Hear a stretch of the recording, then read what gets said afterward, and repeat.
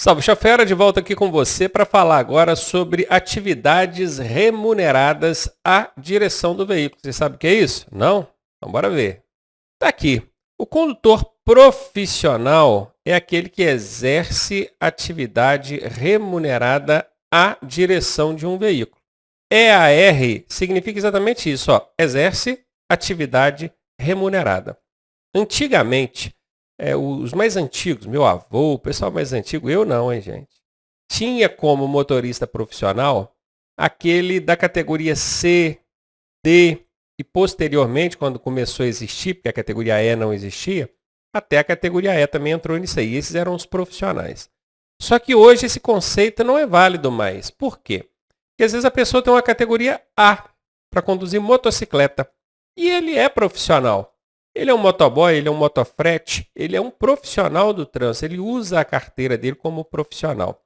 E é isso que determina se ele precisa desse EAR ou não. E esse EAR, ele vem no campo de observações da habilitação. Veja aqui, ó. Você vai pegar a sua carteira de motorista, quando você tiver ela, né? E vai olhar no campo de observações, fica no verso, por trás da sua carteira. Você vai ver essas três letrinhas aqui, ó. EAR. Que significa exatamente isso, exerce atividade remunerada. Agora, tirar algumas dúvidas a respeito disso aí. Quem que precisa ter esse EAR? Pessoas que recebem um valor para utilizar o veículo no transporte de pessoas ou carga. Prestou atenção? Quem precisa do EAR? Pessoas que utilizam do veículo e recebem por isso para fazer o transporte de pessoas ou carga. Vou dar alguns exemplos de pessoas que precisam do EAR e outras que não. O motorista do táxi, ele precisa? Sim, ele recebe para transportar pessoas ali naquele veículo. O motorista de um caminhão? Sim. O motorista de um ônibus? Sim. O motorista de uma carreta? Sim. O motoboy? O motofrete? Sim. Agora vou dar exemplos de pessoas que não precisam. O instrutor de autoescola precisa ter EAR na habilitação dele? Não. Por quê? Porque ele não recebe para conduzir o veículo transportando pessoas ou carga. Ele recebe pela instrução. Tudo bem que ele faz uso do veículo durante essa instrução. Mas o objetivo ali não é o transporte de pessoas ou carga. Quer ver um outro exemplo?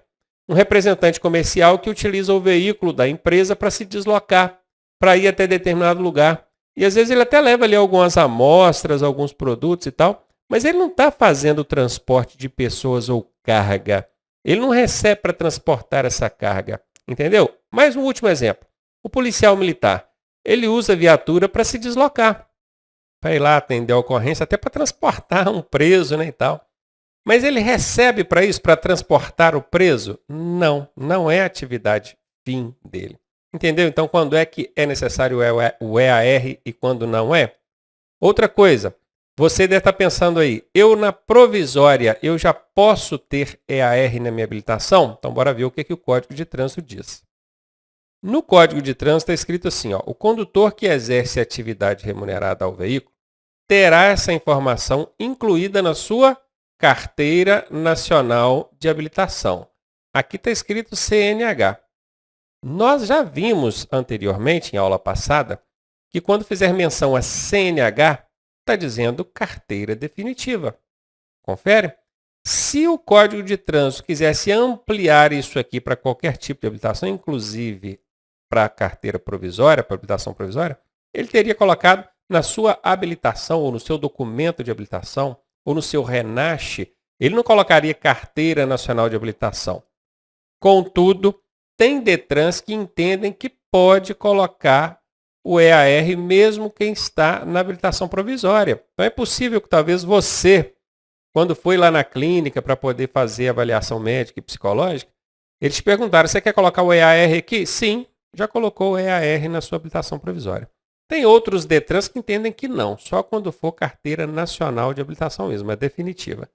E tem DETRAN que fica meio lá, meio cá. Vou dar um exemplo, DETRAN de Pernambuco, se você está na provisória, categoria B, ele permite você colocar o EAR. Mas se for na categoria A, ele não permite, sabe por quê? Porque para você exercer qualquer função remunerada quando pilotando uma motocicleta, você tem que ter pelo menos 2 anos de habilitação. E quem está na provisória ainda não tem 2 anos de habilitação, né? Então tem todos esses casos. Você está preocupado, como é que eu respondo em prova? Não se preocupe com isso, porque eles não vão entrar nesses detalhes. Só se cair alguma coisa relacionada a EAR, vai ser assim. Você vai responder que se exerce a atividade remunerada do veículo, precisa de EAR. Pronto, simples assim. E agora a gente vai ver aqui várias situações onde esse EAR é aplicado. O primeiro aqui é no transporte coletivo de passageiros. Você está vendo aqui uma plataforma de ônibus, o pessoal aqui esperando. Esse motorista desse veículo, nessa função aqui, ele precisa do EAR. Ele recebe para fazer o transporte de pessoas. Então, bora ver. Ele precisa, quais são os requisitos para esse motorista? Habilitação D ou E. É possível que na prova caia assim, pelo menos categoria D. Já serve. Se D ou E está certo, pelo menos categoria D, está ok. Ele precisa ter 21 anos, claro, porque se ele não tiver 21, ele nem consegue tirar essas categorias D ou E. Ele precisa de curso de transporte coletivo, ele precisa de um curso específico. Esse curso tem 50 horas aulas, diferente daquele curso que a gente faz de 45 horas aulas, esse curso aqui, né? Para tirar a habilitação inicial. É diferente. Esse aqui é um outro curso focado para o motorista profissional que transporta pessoas, no transporte coletivo. Mais de 8 pessoas aí. E aqui tem até a nomenclatura desse curso. Não vai perguntar aqui essas letrinhas não, tá? Mas vou dizer aqui para vocês por curiosidade, ó. Curso especializado para o transporte coletivo de passageiros. É isso que significa esse CETCP. Não ter cometido mais de uma infração gravíssima nos últimos 12 meses. Nós já vimos isso também, não já? Há algum tempo atrás aqui, eu falei que para mudar a categoria, quem quer uma categoria C, D ou E, o Detran faz uma pesquisa lá e olha, se ele tiver mais de uma gravíssima, não deixa ele mudar. Se tiver uma só, deixa, não tem problema não. Mais de uma gravíssima, opa, esse motorista é indisciplinado demais, né? Vou barrar ele aqui. No caso do transporte coletivo, a mesma coisa. Se tiver mais de uma gravíssima, barra, tá? Não está sob o efeito de suspensão, claro, a carteira não pode estar suspensa. Muito menos cassada, né? Já cassação da CNH, quer dizer, já até tomou, o Detran tomou a carteira dele, ele nem tem carteira mais. Esses são os requisitos para o transporte coletivo. E agora o transporte escolar também exige EAR. Ó. Requisitos para o condutor e requisitos para o veículo. Hein? Aqui a gente vai mais longe. Para o condutor, categorias D ou E, lembrando que pelo menos D já serve como resposta na hora da prova. 21 anos, curso de transporte escolar, curso especializado de transporte escolar. Não ter cometido mais de uma gravíssima, mantendo o padrão aí, e não estar sob efeito de suspensão ou cassação. Basicamente as mesmas coisas que a gente viu no slide anterior, na tela anterior do coletivo. O que mudou aqui? É que aqui o curso é para escolar. Lá na tela anterior o curso é para transporte coletivo. São cursos diferentes, tá? Eu posso ter os dois, professor? Pode, você pode ter quantos cursos você quiser ali na sua habilitação, desde que você atenda esses requisitos que estão na tela. E os requisitos para o veículo que faz esse transporte escolar? Ele precisa de faixa amarela de 40 centímetros de largura, escrito escolar. Tá vendo essa faixa aqui? Ela é notável, visível, né? Se você medir ela aqui, daqui até aqui, se você medir isso aqui, tem que dar 40 centímetros, tá? Professor, mas isso aí não é altura, não? Eu até entendo que sim, mas a legislação diz que isso aqui é largura e conta isso aqui como largura, então é isso. Faixa amarela, escrita escolar. É possível que esse veículo, ao invés de ser branco, igual aqui na ilustração, ele seja amarelo. Imagina um veículo amarelo com a faixa amarela escrito escolar. A faixa não vai aparecer, não é? Então, o que a legislação permite? Quando o veículo for amarelo, pode inverter a cor. Aonde está a faixa amarela, a faixa vai ser preta. E o escolar, em vez de vir escrito escolar na cor preta, vai vir na cor amarela. Certamente você já deve ter visto algum por aí, né? Vou até jogar um na tela aqui para você ver, ó. Ok, então faixa amarela de 40 centímetros de largura. Registro como veículo de passageiros. Presta bem atenção, esse veículo tem que ser registrado como de passageiros. É muito comum o Detran colocar lá veículo especial, veículo disso, veículo... inventa para tentar te pegar. Então guarde bem, veículo de passageiros. Inspeção semestral para verificação de segurança. Inspeção é inspecionar. Semestral é a cada 6 meses, para verificar se esse veículo apresenta todos os quesitos de segurança para transportar esses alunos ali. cinto de segurança para todos os ocupantes do veículo. Agora, uma curiosidade. Esses veículos de transporte escolar transportam crianças que, num automóvel, precisariam de cadeirinha, assento de elevação, bebê conforto não, porque bebê ainda não vai para a escola, né? Mas cadeirinha e assento de elevação, sim. Para você transportar uma criança aí de 1 a 4 anos no seu automóvel, você precisa de uma cadeirinha. Se ela tiver entre 4 e 7 anos e meio, você precisa de um assento de elevação. Se ela tiver entre 7,5 e 10, você precisa do cinto de segurança no banco de trás. E o curioso é que esses veículos são dispensados desses dispositivos. A cadeirinha e o assento de elevação. Dispensado. E às vezes a criança é tão pequenininha que colocando ela no cinto, ela não fica bem ajustada. É até perigoso aquele cinto pegando no pescoço, incomodando. Aí o que acontece com ela? Ela é transportada totalmente solta dentro do veículo. Pois é. Isso vale tanto para o transporte escolar como para transporte coletivo, que nós vimos anteriormente. E até mesmo para transporte por aplicativo e táxi. Sabia disso? Uma criança precisaria de uma cadeirinha ou assento de elevação em qualquer outro veículo. Num táxi, não precisa. E nem no cinto, porque ela é muito pequena para ser colocada no cinto. Estranho isso, né? Luzes de posição vermelhas e amarelas. Se vocês observarem aqui em cima, na traseira desse veículo, nós temos essas luzinhas vermelhas aqui, ó. Isso é obrigatório, tá? Todo veículo de transporte escolar, na traseira, precisa ter essas luzes vermelhas. Elas são chamadas de luzes de posição. Vermelhas na traseira, amarelas na dianteira. Pode ser amarela ou branca. A legislação ainda diz âmbar também. Mas amarela é o padrão que a gente mais encontra. E por fim, tacógrafo, também chamada de cronotacógrafo. O que é que mudou aí, professor? É porque o nome certo é cronotacógrafo. A galera chama de tacógrafo de forma resumida e é possível que até na sua prova caia tacógrafo. Tacógrafo, cronotacógrafo, com certeza você vai relacionar uma com a outra e não vai esquecer. Isso aqui, esse tacógrafo, ele é parecido com o velocímetro. A diferença é que o velocímetro, ele mostra a velocidade que você está desenvolvendo, mas não registra. Está no seu carro, na sua moto, você está vendo lá, eu estou 80 por hora, 70 por hora, mas aquilo fica registrado? Não. No tacógrafo, ou cronotacógrafo, fica registrado.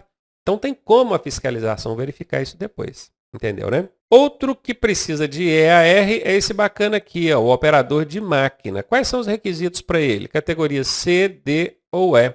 Olha, agora já não é só D ou E, igual no coletivo e escolar, não. A categoria C já pode. E vocês vão ver daqui a pouquinho que até com a categoria B pode, hein? Em alguns casos. Aguenta aí. Observação, não é obrigatória a habilitação para operar essas máquinas em canteiros de obra. Gente, canteiro de obra quer dizer fora das vias públicas. Pensa aqui comigo. O Código de Trânsito Brasileiro, ele estabelece normas e essas normas precisam ser fiscalizadas quando você conduz um veículo na via pública. Se você está lá num canteiro de obras, o que é um canteiro de obra? Não é na via. É lá no meio do mato, é na roça, lá num lote, dentro de uma obra, e essa máquina está lá fazendo um buraco. É que lá não é via pública. Para operar essa máquina lá, o Código de Trânsito Brasileiro não tem como interferir lá dentro dessa área privada. Entendeu? Então lá, realmente, ó, se for fora da via, presta atenção nisso, na sua prova perguntar. Ah, é fora da via pública. Não é habilitação nenhuma. E não é só para máquina, não é para qualquer veículo, tá? Qualquer veículo fora da via pública, a legislação não exige habilitação para conduzir ele. Então quer dizer que lá na roça eu posso treinar o carro lá com meu pai? Não, roça é via pública, estou falando área privada, particular, da porteira para dentro da fazenda, da cerca para dentro da roça. Aí lá é privada. Então fora de via pública não é obrigatório ter habilitação nenhuma. Dentro da via pública, C, D ou E. E só, observem que aqui não fala de curso, aqui não fala de idade, aqui não fala daquele lance da gravíssima, mais de uma gravíssima, nada disso. Tem carteira C, D ou E, pode operar a máquina na via pública. Se for fora da via pública, pode ser até sem habilitação. E aqui chega naquele lance que eu falei, ó. O trator de roda e os equipamentos automotores destinados a executar trabalhos agrícolas poderão ser conduzidos na via pública, viram aí? Também por condutor habilitado na categoria B. Então, se de um modo geral, para operar essas máquinas na via pública precisa de C, D ou E, quando for um trator de rodas, esse aqui, ou então que seja utilizado para executar trabalho agrícola, uma categoria B já pode, mesmo na via pública, porque fora dela não precisa de habilitação nenhuma. Outro é aquele que transporta ou conduz veículos que transporta produtos perigosos. Também precisa do IAR. Quais são os requisitos para ele? Categorias B, C, D ou E. Opa! Espera aí. Eu estou vendo aqui um caminhão. Quer dizer que com a categoria B, o cara pode conduzir um caminhão com produtos perigosos? Um caminhão não, né? Mas uma caminhonete pode, cara. E isso o pessoal erra direto em prova. Por quê? Porque eles só enfiam na cabeça que transporte de produtos perigosos é feito em caminhão. Não. Uma caminhonete transporta produtos perigosos. Às vezes até uma moto não transporta botija de gás? Pois é. Só que a moto, ela transporta um volume tão pequeno que a legislação não exige que o condutor tenha esse curso de transporte de produtos perigosos, tá bom? Na moto. Agora, de caminhonete para frente, já precisa. Então, com a categoria B, já pode conduzir veículo com produtos perigosos, obviamente, dentro das limitações que aquela categoria B permite dirigir. Precisa ter 21 anos, aí observe que mesmo com a categoria B, se o cara não tiver 21 anos, ele não pode ainda fazer esse tipo de transporte. Curso para produtos perigosos, né, que é o curso especializado para transporte de produtos perigosos, e não ter cometido mais de uma infração gravíssima, que também é aquele padrãozão que a gente já conhece. Também não pode estar sob efeito de suspensão ou cassação da CNH, isso também seguindo o padrão do que a gente já vem vendo aí. Lembre-se, para fazer o curso especializado e conduzir veículos com produtos perigosos, a partir da categoria B já é possível.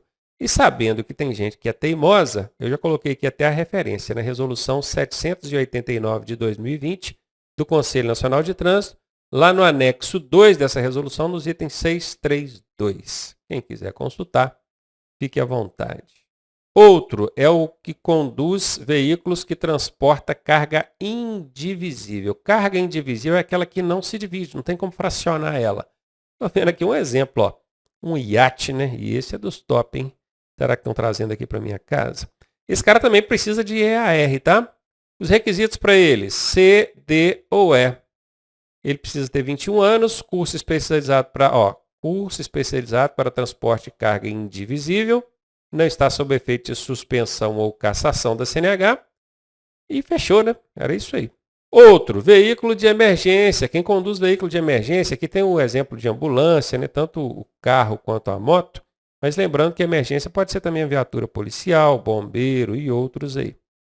Ele também precisa de EAR. Quais são os requisitos? Categorias A, B, C, D ou E. Categoria A, professor? Sim, aqui, ó. A moto aqui, ó.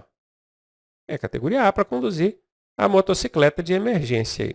21 anos, curso especializado para transporte de veículos de emergência, não ter cometido mais de uma gravíssima e não estar sob efeito de suspensão ou cassação. Motofrete e mototáxi, também conhecidíssimos. Requisitos ao condutor. Categoria A há pelo menos 2 anos. Agora presta atenção em mim aqui. Lembra que eu falei que no estado de Pernambuco, falando Pernambuco, gente, como um exemplo, tá? Pode ser que outros também adotem esse mesmo entendimento. Lembra que eu falei que o estado de Pernambuco não autoriza colocar EAR na categoria A quando a pessoa está na carteira provisória, na habilitação provisória? Por quê? Justamente por causa disso. Porque para exercer qualquer função sobre 2 rodas aqui, que seja remunerada, você precisa ter pelo menos 2 anos de categoria A. Por isso que o Detran de Pernambuco não permite colocar EAR na categoria A com a provisória. Tem que ter 21 anos, curso de motofrete ou mototáxi. Detalhe, todos os cursos que nós vimos até agora são 50 horas aulas. Esse aqui não, esse aqui são só 30, tá? 30 horas aulas é a carga horária desse curso. Eu acho que deveria ser até mais, né? Porque o que tem acontecido de acidente com motofrete e mototáxi aí, tinha que ser o dobro, 100, né? Os outros fazem 50, aqui tinha que ser 100. Não está sob efeito de suspensão ou cassação da CNH. Esses são os requisitos para o condutor. E para o veículo? Autorização do Detran, esse veículo tem que ser licenciado para fazer esse tipo de transporte, e isso é observado pelo documento e pela placa dele, tá? Que ele é placa de aluguel. Registro como veículo de aluguel, acabei de falar aqui. Equipado com mata-cachorro, tá vendo esse negocinho azulzinho aqui, ó? Ele é o mata-cachorro, ele protege aqui as pernas do motociclista. É curioso esse nome mata-cachorro, parece que a intenção é para bater ali no cachorro e matar o animalzinho, né? Não é isso, não é um nome antigo, da época o pessoal não tinha muita consciência com os animais, mas obviamente que esse dispositivo não foi colocado ali para matar um cachorro, foi colocado para proteger as pernas do condutor, né? Precisa também de antena corta-pipas. Essa antena azul que tem aqui, ó, aqui no desenho está azul, tá, gente? Mas na real ela não é azul assim, não. No caso de linha de pipa passar aí, não pegar no pescoço ou nos braços desse condutor, causando aí sérios ferimentos. Inspeção semestral, também precisa de 6 em 6 meses. Essa motocicleta precisa passar por uma verificação para ver se está tudo ok. E por fim, baú dentro das especificações. Não há necessidade de entrar em detalhes quais são as dimensões desse baú, porque isso aqui não é um curso para transporte de motofrete ou mototáxi, tá? É só para você que está tirando a habilitação inicial entender que exige aqui. Tem essas exigências e na sua prova pode perguntar isso que está na tela aqui, tá, gente? Só não aprofunda. Não aprofunda demais. É isso aqui. Ó. Basicamente, você sabe o que são os requisitos para o condutor, os requisitos para a motocicleta e pronto. Ah, quais são as dimensões do baú? Aí já não vai perguntar na prova para quem está tirando a habilitação inicial. Já seria para uma prova de quem vai estar fazendo o curso para motofrete ou mototáxi. E aqui ainda no desenho ainda até fala, ó, capacete com viseira e faixa retrorefletora, né, na traseira, em cima e dos lados do capacete. Antena corta-pipa, protetor de perna, colete, tem que usar o colete, o baú dentro das especificações, alça para poder segurar aqui atrás quando for, no caso para mototáxi, é óbvio que o motofrete não precisa dessa alça, e essas são algumas das exigências para o veículo. E olha quem apareceu por aqui, o Fiscalino. Fala aí, Fiscalino. Ah, o Fiscalino estava dizendo que dirigir o veículo sem esses cursos especializados que nós falamos aqui, curso de motofrete, mototáxi, transporte de carga indivisível, escolar, coletivo, emergência e todos os outros, é infração de trânsito gravíssima. Valeu, Fiscalino. O pessoal já está avisado, não vai andar sem o curso, não. Fica tranquilo. E aqui a gente fechou a parte daqueles que precisam do EAR, tá? Que exercem atividade remunerada. As pessoas com necessidades especiais, por exemplo, a PCD, pessoa com deficiência, ó, pessoa com deficiência, ela pode se habilitar, tá? Desde que ela preencha alguns requisitos. O primeiro, que o veículo dela seja adaptado à sua deficiência. Segundo, que preencha os pré-requisitos exigidos. E terceiro, que ela seja aprovada por comissão avaliadora especial. A pessoa com deficiência, ela consegue tirar habilitação naturalmente, tá? Naturalmente, ela não vai ter mais dificuldade nem mais facilidade. Ela tem que conseguir comprovar que consegue conduzir o veículo sem oferecer risco ao trânsito e aos seus usuários, assim como seria avaliado qualquer outra pessoa. A diferença é que a avaliação aqui será realizada por junta especializada, que vai observar se aquela adaptação do veículo é a mais adequada para ela. Então, vai constar ali no prontuário dela, no RENASH dela, quais são as adaptações que esse veículo precisa. E, obviamente, isso vai ser cobrado dela em todo o tempo. Desde quando ela for fazer as aulas de direção, ela vai ter que fazer um veículo que tem essas adaptações.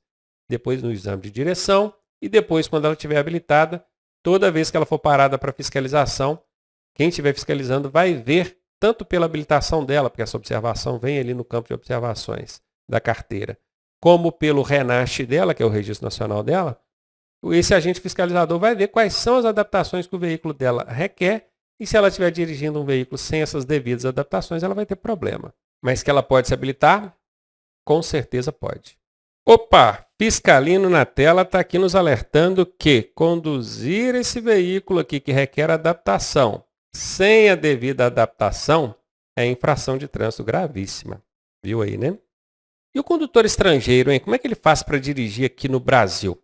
A legislação diz que é permitido por até 180 dias esse estrangeiro dirigir aqui no Brasil, desde que amparado por convenção internacional.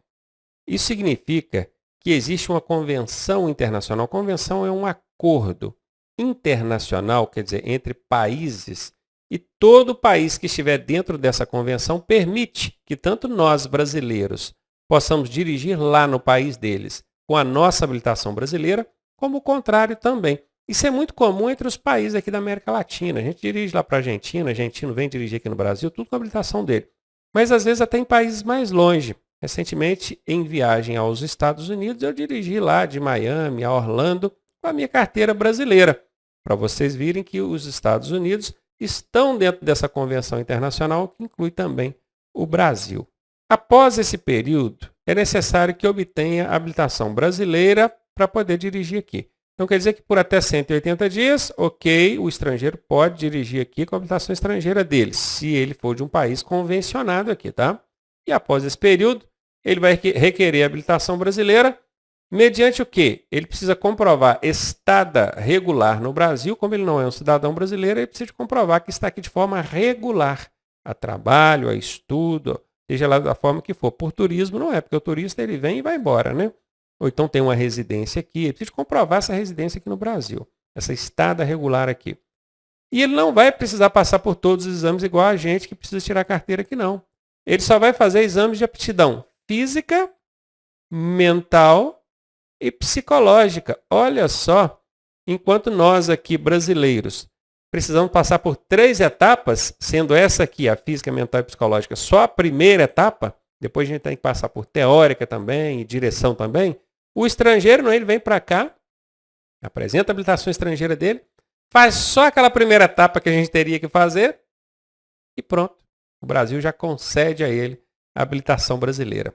Mas lembre-se, se é uma regalia para ele, é para nós também, porque isso acontece mediante convenção internacional, acordo. Então, quando eu for lá para fora e eu estiver numa estada regular lá, eu também vou poder ter o direito à habilitação de lá, só passando por essas avaliações preliminares aqui.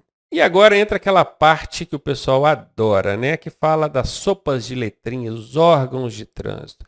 Vamos começar por aqui, ó. SNT. Imagine que isso aqui é uma caixa e dentro dessa caixa, essa caixa chama-se SNT, tá? Sistema Nacional de Trânsito. Ó, Sistema Nacional de Trânsito, SNT. Dentro dessa caixa, nós temos o conjunto, ou seja, todos os órgãos e entidades de trânsito do Brasil, sejam eles da União, quer dizer, órgãos federais, sejam eles dos estados, ou seja, cada estado tem o seu, incluindo aí o Distrito Federal e também municípios. O Brasil tem mais de 5.000 municípios, cada município pode ter o seu órgão de trânsito. Então, o conjunto de todos esses órgãos de trânsito compõem o Sistema Nacional de Trânsito. Eles vêm parar dentro dessa caixa aqui, ó. E aqui eu até deixei alguns exemplos, ó. Senatran, Secretaria Nacional de Trânsito. CONTRAN, Conselho Nacional de Trânsito. DENIT, Departamento Nacional de Infraestrutura. DER, Departamento de Estradas de Rodagem. PRF, Polícia Rodoviária Federal. Tem vários. Aqui eu coloquei alguns que não deu para colocar todo dentro dessa caixa aqui, que ela está meio pequena, tá? Daqui a pouco a gente vai ver todos eles. E esses órgãos, todos eles, têm várias funções, várias atribuições, que é justamente o que a gente vai ver aqui agora. O Sistema Nacional de Trânsito tem por finalidade o exercício das seguintes atividades: planejamento, administração e normatização. E vai planejar o trânsito, administrar e até normatizar, criar normas. O Conselho Nacional de Trânsito é perito nisso. Ele cria várias resoluções, inclusive a resolução que cuida, né, que explica como é que tem que ser o processo para tirar a carteira de habilitação, foi o Conselho Nacional de Trânsito que publicou. Então, se você tem que fazer exame disso, exame daquilo, tudo isso para poder tirar a carteira, é culpa do Conselho Nacional de Trânsito. É ele que regulamenta por meio dessas normas. Então, normatização. Registro e licenciamento de veículos. Claro, você precisa registrar ou licenciar o seu veículo, você vai lá num desses órgãos. Qual que é? O DETRAN. Tem também a formação, a habilitação, a reciclagem de condutores. O DETRAN também quem cuida disso. Engenharia e educação de trânsito, todos eles fazem isso. Fiscalização e policiamento, aí nós poderíamos ter vários exemplos, né? Aplicação de penalidades, eles punem também quando você desobedece. Julgamento de recursos, quando você é fiscalizado e não concorda, você pode recorrer. Então, esses órgãos também tem alguns deles que julgam esses recursos que você faz.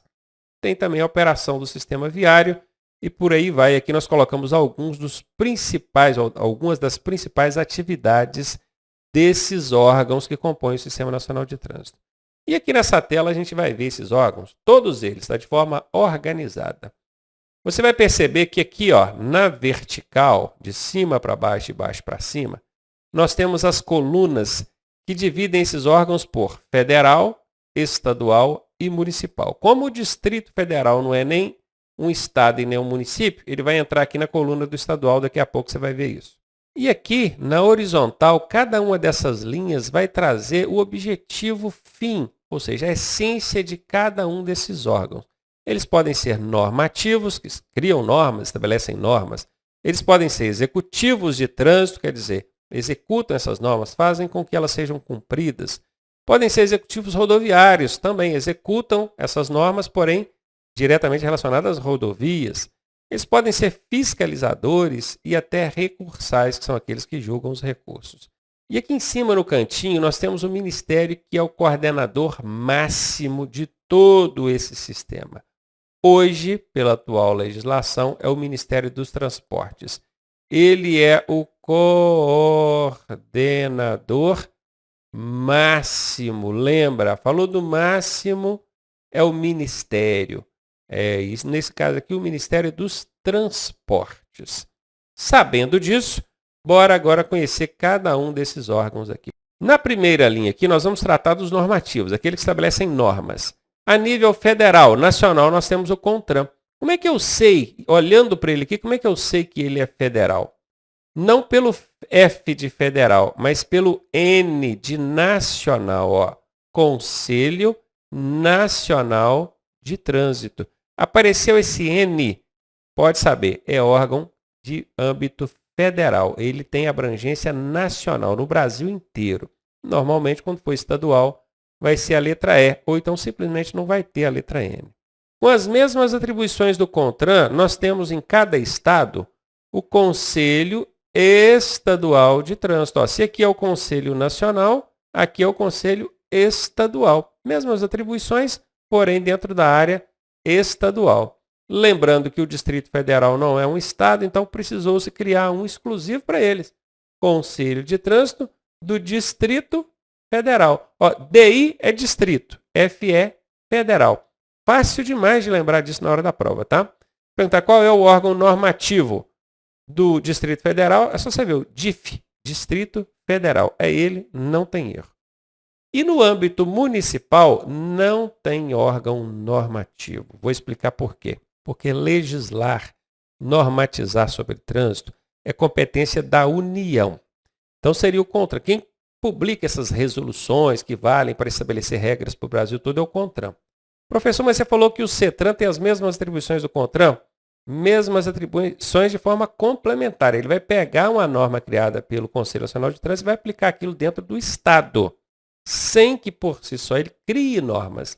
O mesmo não valeria para o município, professor? Não. O município não pode criar normas de trânsito. A Constituição Federal não permite isso.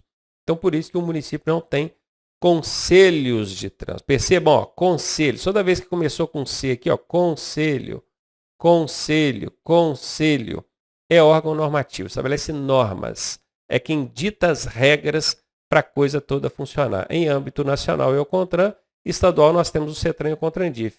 E no município não tem, por isso que eu coloquei xizinho aqui.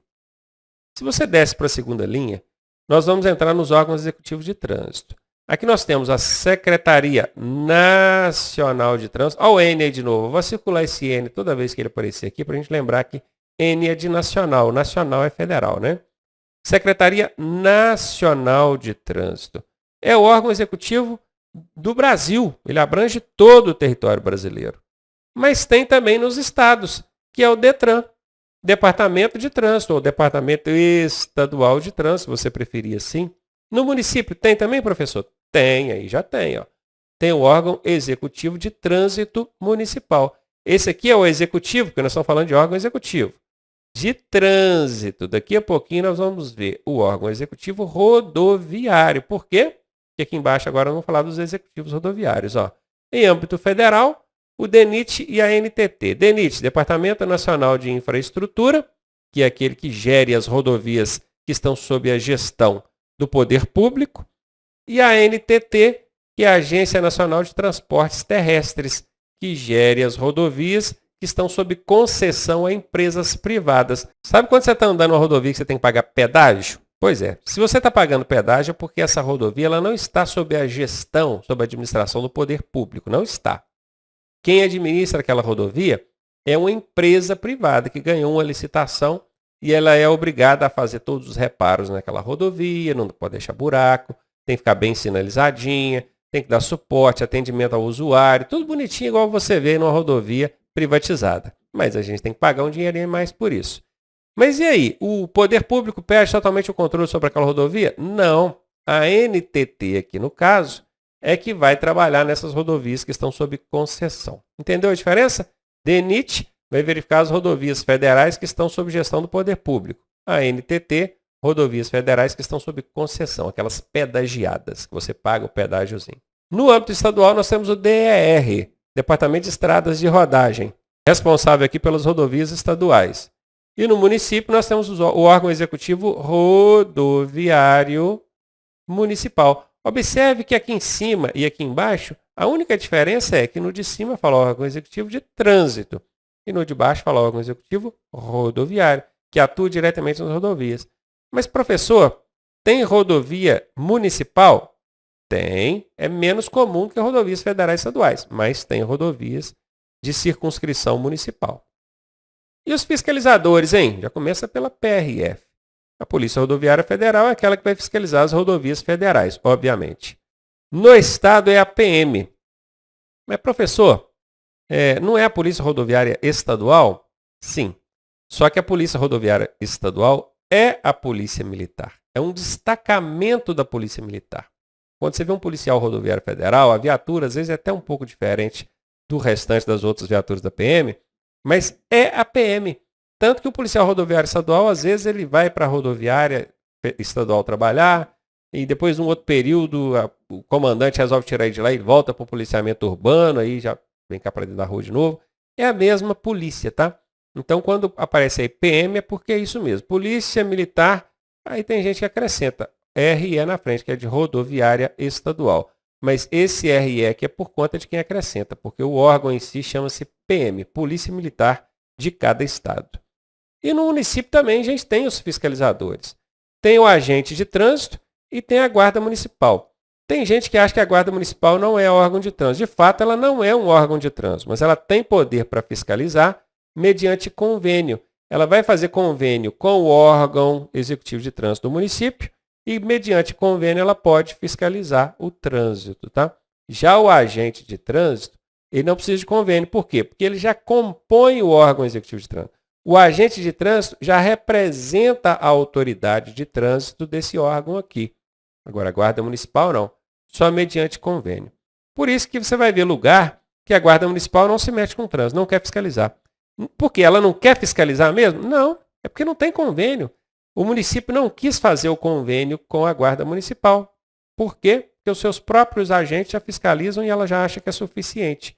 Já em outras cidades, os agentes de trânsito podem fiscalizar o trânsito porque tem convênio com o órgão executivo de trânsito do município. E, por fim, os órgãos recursais, que são as famosas JARIs, Junta Administrativa de Recurso de Infrações. Isso aqui são órgãos integrados por pessoas que entendem sobre trânsito. Não vamos entrar em detalhe como é que se integra isso aqui, mas um cidadão, um motorista, poderia integrar um JARI, desde que ele demonstre ali conhecimento para poder analisar e julgar os recursos interpostos por outras pessoas. E é assim que esses órgãos são compostos, tá? Tem um representante do órgão de trânsito, tem um representante de uma entidade, pode ser de um sindicato de caminhoneiro, por exemplo, ou de motorista de ônibus, e alguém da sociedade, um motorista qualquer, ou um pedestre, até um pedestre poderia compor aqui uma JARI. Lembrando que essas JARIs, elas estão sempre vinculadas ao órgão que fiscaliza. Por exemplo, se a PRF aplicou uma autuação lá, uma multa, a JARI que vai julgar é a JARI que está vinculada à PRF. Se foi a Polícia Militar, mesma coisa. Ela vai, no caso, a Polícia Militar ela fiscaliza, mas sob convênio. Então, no caso, a Polícia Militar vai fiscalizar mediante convênio com o DETRAN ou com o órgão municipal de trânsito. Aqui.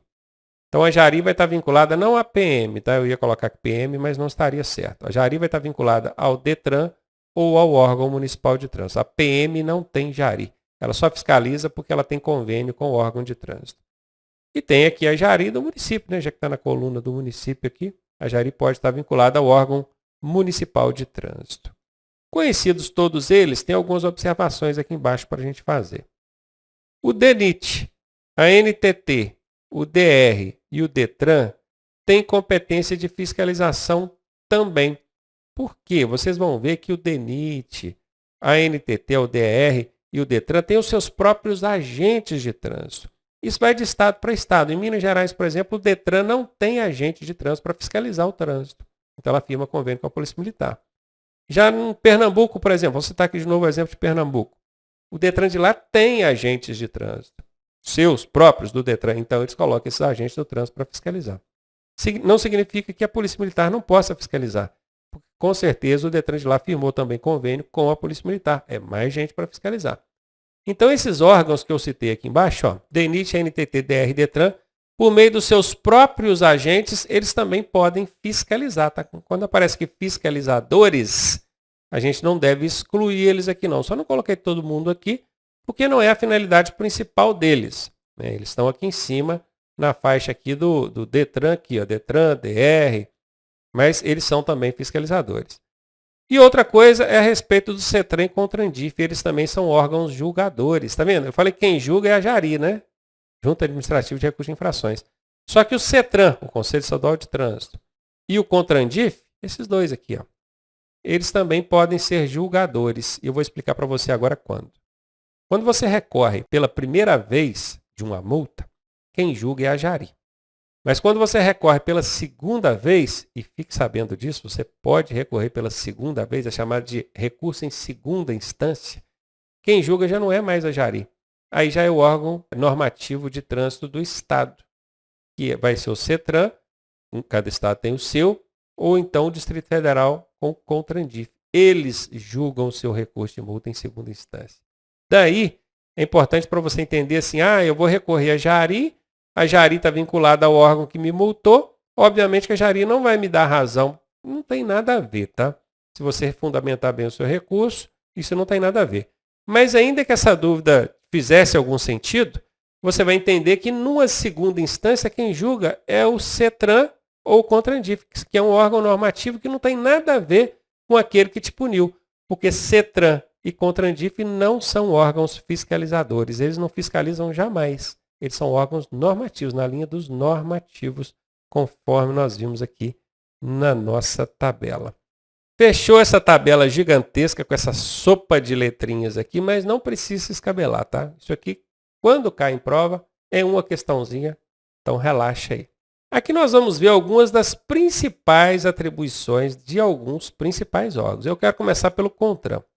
O CONTRAN, que é o Conselho Nacional de Trânsito, é um órgão normativo, por isso que ele estabelece as normas, está vendo? É ele quem cria as resoluções. Conforme eu citei anteriormente, eu falei que você tem que fazer exame disso, exame daquilo para tirar a carteira de habilitação, porque o CONTRAN estabeleceu numa resolução. Nesse caso, hoje, a resolução 789 de 2020, ela que estabelece todas as regras aqui para você passar pelo processo de habilitação.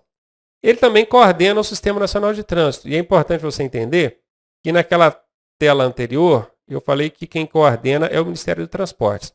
Mas o Ministério dos Transportes é o coordenador máximo. Na prova vai cair. Quem é o coordenador máximo? Aí é o Ministério dos Transportes, tá? Se estiver falando aqui, ó, quem coordena, não falou nada de máximo, aí é o CONTRAN.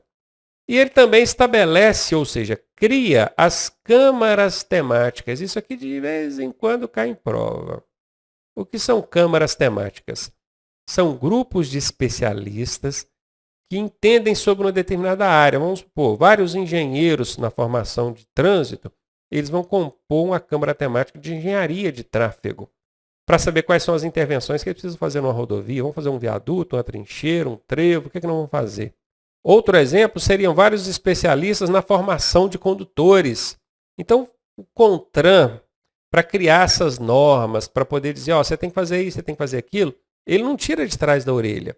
Ele cria essas câmaras temáticas aqui, composta por especialistas. Então, essas câmaras temáticas são grupos de especialistas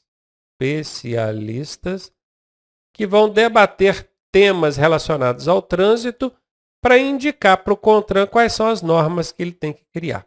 E na prova é muito comum perguntar isso. Ó, quem é que cria as câmaras temáticas? É o CONTRAN. É ele que precisa da ajuda desses especialistas aqui.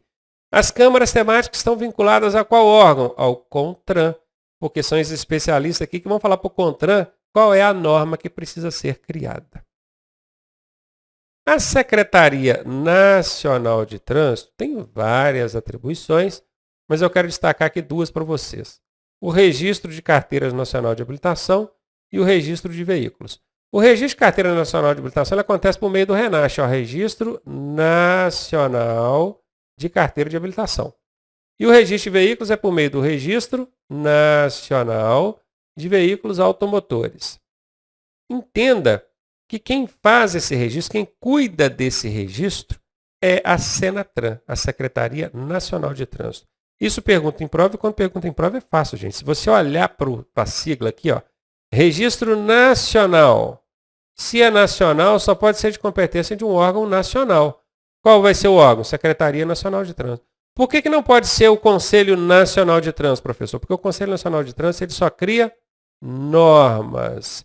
Ele estabelece as regras, não é ele que executa. Registrar é executar alguma coisa. Então, não é função de órgão normativo. Registrar é função de órgão executivo, no caso, a Secretaria Nacional, que vai cuidar do Registro Nacional de Carteira de Habilitação e do Registro Nacional de Veículos Automotores. Um outro que eu quero destacar aqui é o DETRAN, é o Departamento de Trânsito do Estado. Principais funções que eu quero que vocês guardem deles, porque pergunta em prova, formação de condutores, tanto que você está passando pela formação para tirar a sua habilitação, e quem está cuidando da sua formação é o DETRAN. Ah, é a autoescola, mas a autoescola está vinculada ao DETRAN. E é ele, o DETRAN, quem expede a sua licença de aprendizagem de direção veicular, aquele documento que você usa para treinar a prática de direção na via pública. É ele também quem expede a sua carteira nacional de habilitação, assim como a provisória, tá? E é ele também quem expede o certificado de registro e licenciamento do veículo, que é o licenciamento para o seu veículo circular. Guardadas essas duas atribuições principais do DETRAN, quero fazer um último destaque, que é a da JARI. Essa aqui vocês já sabem, que a função chave dele é julgar recursos de infrações de trânsito. Printa essa tela, guarda ela, porque os órgãos do Sistema Nacional de Trânsito são muitos. Olha aqui para mim, daqui a pouco eu libero de novo a tela para você printar. Então volta o vídeo aí. São muitos órgãos, não são? Você viu aqui na tela anterior. Para não ter que guardar aquilo tudo, eu trouxe nessa tela aqui para você quais são os principais que você precisa guardar e quais são as atribuições principais que eles executam. Isso aqui vai responder 90% das perguntas da sua prova que porventura vierem tratar de órgãos do Sistema Nacional de Trânsito. Ó, vou sair da tela, você printa aí, hein? Printou? Foi.